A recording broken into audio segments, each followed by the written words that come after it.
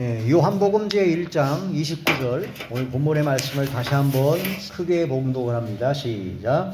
이튿날 요한이 예수께서 자기에게 나오심을 보고 이르되 보라 세상 죄를 지고 가는 하나님의 어린 양이로다. 아멘.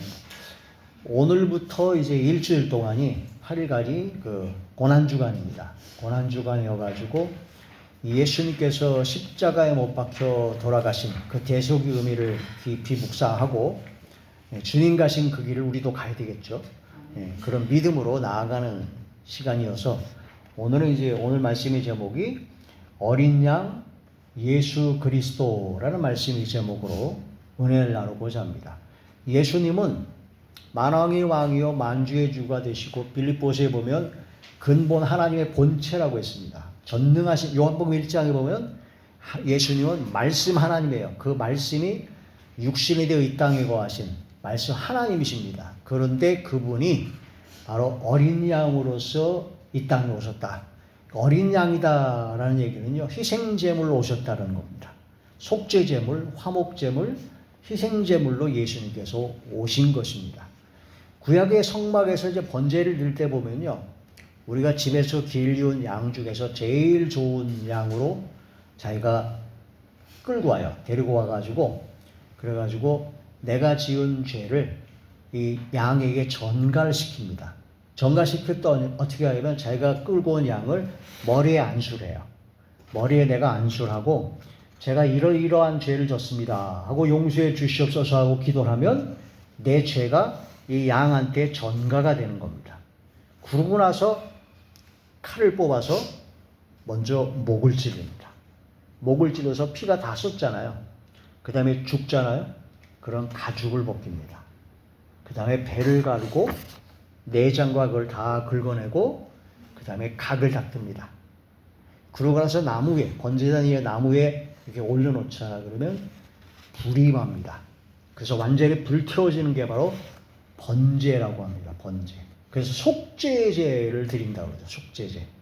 하나님과 화목된다 그래서 화목제라고 하고 속죄제라고 합니다. 그래서 이슬람 민족은 1년에 한 번 속죄 제사, 대속죄일이 있어요. 그때 이제 전국에서 다 모여가지고 엄청난 자기의 1년 동안 지난 모든 죄를 회개하는 그런 속죄일이 있습니다. 그때 어린 양을 씁니다. 그런데 생각을 해보세요. 내가 집에서 길리운 양 중에서 제일 튼튼하고 건강한 아주 잘 먹인 그 양을 내가 끌고 와요. 끌고 와서 내가 지은 죄, 이러이러한 죄를 그 양한테 전갈시키는 겁니다. 그래서 내가 그 죄값으로 내가 죽어야 되는데 나 대신 양이 죽는 거예요. 기분이 어떨까요?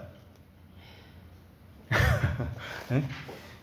진짜 저는 그 번제를 안 해봤지만 만약 구약의 그 번제 제도를 생각하면 진짜 굉장히 그 회개라는 것이 보통 회개가 나오지 않을 거라는 생각이 듭니다.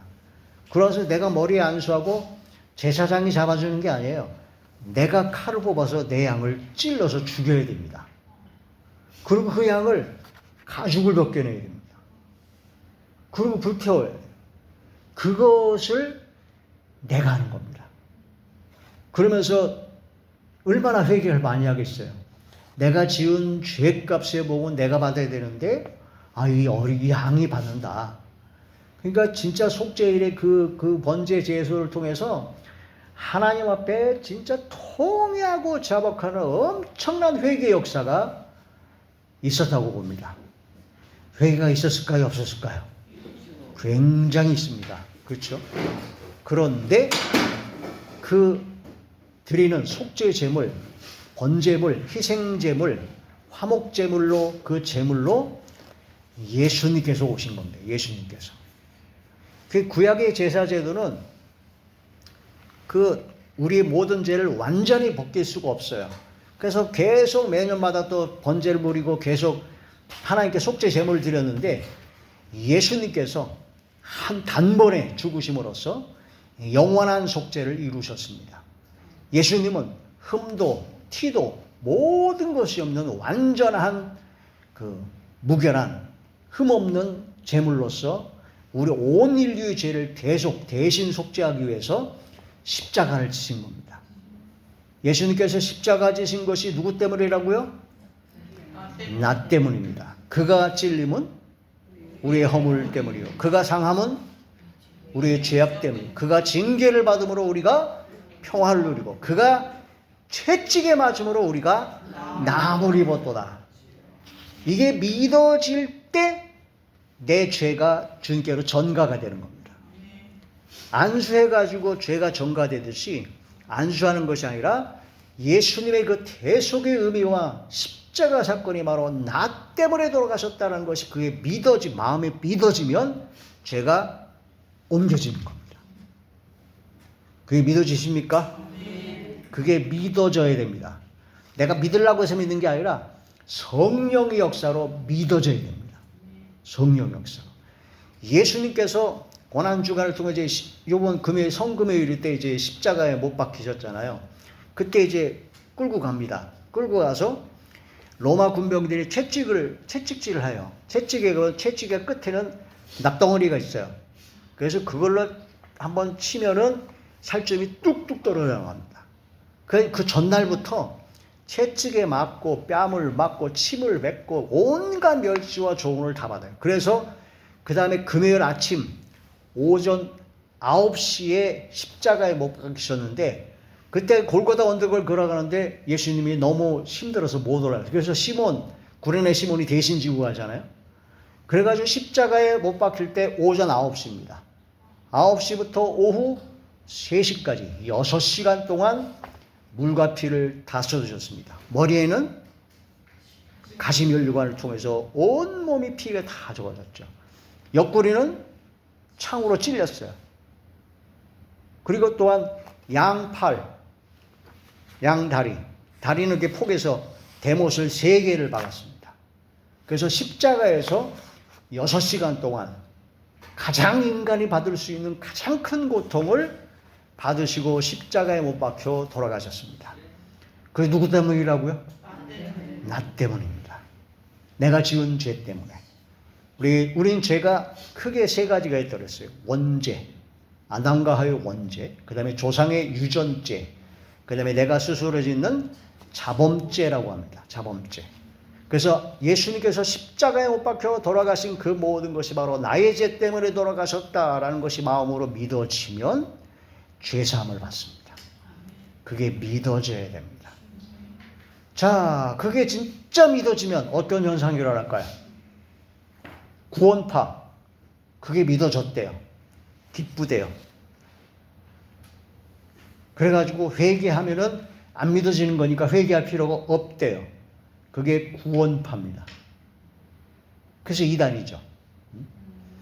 예수님께서 십자가에 못 박혀 돌아가신 것이 나의 죄 때문에 돌아가셨다는 것이 진짜 믿어지면 아까 그 번제를 드릴 때 양을 잡을 때 그 고통 속에 있는 것 그보다 몇백 배 이상은 진짜 통회하고 자복하고 회개하는 역사가 일어나야 됩니다. 그래야 되지 않을까요? 네? 그래서 따라서 회개 없는 감사는 가짜다. 회개 없는 기쁨은 가짜다. 회개 없는 감사, 회개 없는 기쁨은 가짜입니다.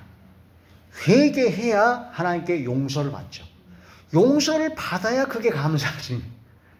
용서를 받으니까 너무 기쁜 거죠. 그래서 회개가 일어나야 됩니다.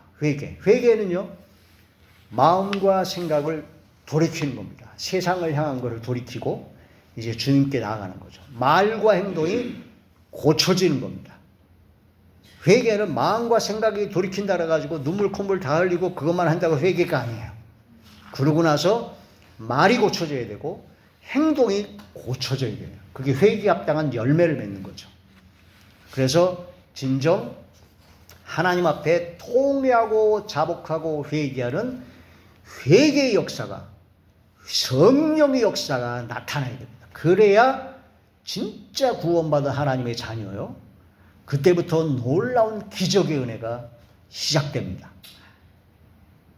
제가 알고는 어떤 교회는요, 아주 회개를 굉장히 강조하는데 회개 기도를 거기는 어떻게 하냐면요. 하나님 말고 우리는 그냥 어떤 죄를 져서 회개합니다. 용서해 그게 아니고 그분은 연상을 한답니다. 십자가에 못 박혀 돌아가시는 그 예수님을 연상하면서 그 밑으로 가가지고 바가지에 피를 받는데요. 그런 연상을 한대요. 그런 연상을 하면서 내가 지은 죄를 이렇게 회개하는 걸로 이렇게 자꾸 바른대요. 연상으로. 상상을 동원해서. 그러니까 너무나 고통스러운 거예요. 너무나 고통스러워서 그런 연상을 하다 보니까 예수님을 진짜 그 피를 받는 게 얼마나 고통스럽겠어요. 그런데 그 교회가 그렇게 회개를 가르쳤더니 그 교회 성도님들은 회개 기도를 그렇게 한대요. 근데 그 교회가 가장 기적의 역사가 많이 일어난답니다. 병자 몽땅 그냥 그 즉시 뭐 안수기도 할 것도 없어요. 회개하다가 다 나. 어떤 병이든 다 나버려. 문제 해결 어떤 것 다 하나님 앞에 진정 하나님께서 인정하시는 회개를 했을 때 하나님의 놀라운 기적과 권능의 역사는 그냥 막 쏟아부어 주십니다. 그게 진짜 회개죠. 그런 회개하는 여러분 되시길 바랍니다. 그런 회개를 한 번만 하고 마느냐? 아니, 평소에도 항상 그런 회개하는 심령, 근신하는 마음과 성령께 주시는 그런 마음으로 항상 그런 자리에 들어가면 매일매일의 삶이 기적의 삶입니다. 저와 여러분에게 그런 기적의 은혜가 넘쳐나시길 주의 이름으로 축원합니다. 예, 어린 양 예수 그리스도 이런 걸 생각하시면서 이튿날 요한이 예수께서 자기에게 나오심을 보고 이르되 보라 세상 죄를 지고 가는 하나님의 어린 양이로다. 이 말씀이 너무나 기가 막힌 말씀이죠. 세상 죄를 지고 가는 어린 양 예수 그리스도는 온 인류의 죄를 대신 지시는 대속의 의미가 있으며 지고 가는의 헬라어 아이로는 앞에 있는 장애물을 치우고 전쟁한다는 뜻이 담겨 있다고 합니다. 사망 권세, 흑암의 권세를 다 치워버리고 마귀를 다 치워버리고 예수님께서 앞서서 승리를 거듭하셨습니다. 그러므로 우리는 예수님만 따라가면 승리하게 됩니다. 번제의 속죄물로 드려진 양과 같이 어린 양 예수 그리스도께서는 온 인류의 죄를 짊어지시고 십자가의 고난을 받으셨습니다. 죄값은 사망이기 때문에 영원한 멸망의 형벌을 받을 수밖에 없던 우리를 어린 양 예수 그리스도의 십자가 대속의 은혜로 사망 권세에서 벗어나 영원한 생명의 영생을 받았습니다. 할렐루야. 이게 믿어질 때 놀라우신 은혜가 넘쳐납니다. 기적의 권능의 역사가 나타나죠. 로마서제 6장 23절이죠. 시작. 죄의 삭스는 사망이요 하나님의 연산은 그리스도 예수 우리 주 안에 있는 영생이니라. 아멘. 출애굽기 제 12장 7절과 13절의 말씀을 다 함께 봉독합니다. 시작.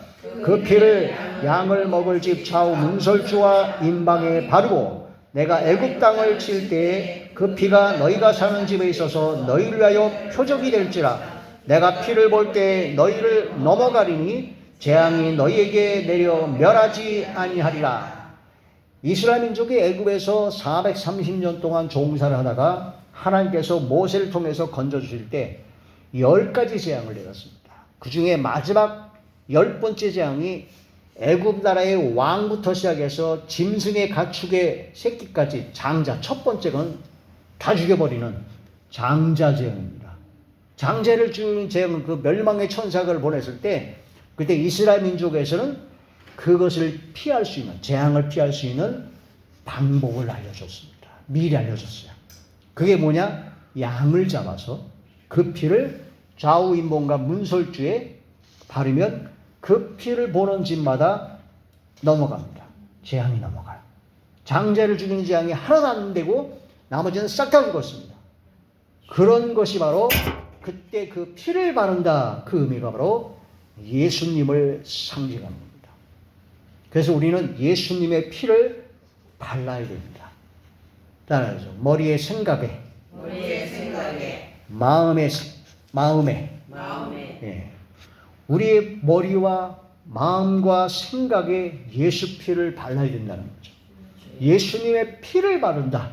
그 뜻을. 이 말씀을 생각해서 아까 그 교회가 피를 받아다가 바른 거예요. 그런 연상을 한 거예요. 와, 그거 진짜 쉽지 않습니다.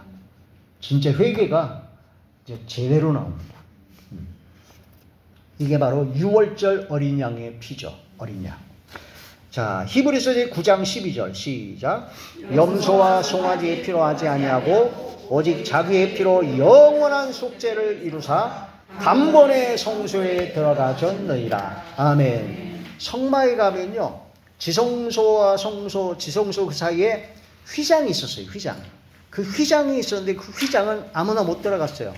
제사장도 못 들어갔고 1년에 딱 한 번, 그 중에 대제사장 한 명만 속죄일에 지성소에 들어갈 수 있었습니다.